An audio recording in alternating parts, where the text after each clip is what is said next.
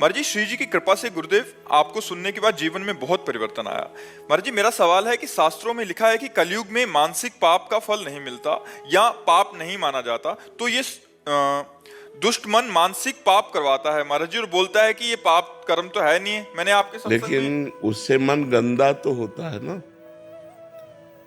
जब हम गलत चिंतन करते हैं तो उसका दंड तो हमें नहीं मिलेगा, लेकिन हमारा मन गलत संस्कार से युक्त हो रहा है, गंदा हो रहा है, मलिन हो रहा है।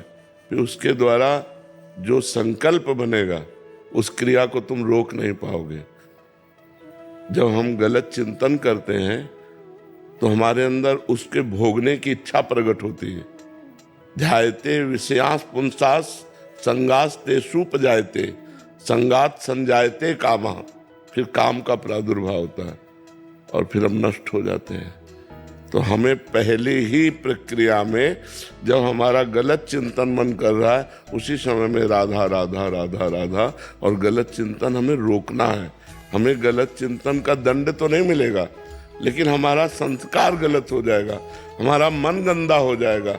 मन गंदा हो गया तो तन गंदा होने में देर नहीं लगेगी, और तन गंदा और मन गंदा तो फिर दुर्गति पक्की। इसलिए हमें राधा राधा, जिस समय हमारा मन गलत संकल्प करता हो, गलत चिंतन करता हो, उस समय यदि हम नाम चला रहे हैं तो हमारा मन पवित्र हो जाएगा। वो गंदी बातें जो चिंतन में बराबर चल भी रही हो, हम राधा राधा बोल रहे हैं तो बराबर गंदी बात भी चल रही, तो सब डिलीट होती जाएगी, वो सब नष्ट हो जाएगी। वो हमारे मन को गंदा नहीं कर पाएगी।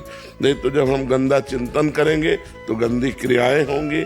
गंदा चिंतन और गंदी क्रियाएं ये हमारी दुर्गति कर देगी। मानसिक पाप तो नहीं होते, लेकिन जो मन में हमारे आता है उसे रोकने की सामर्थ्य भी तो नहीं है, तो वही क्रियाएं होने लगेंगी। इसलिए बहुत सावधान रहिए।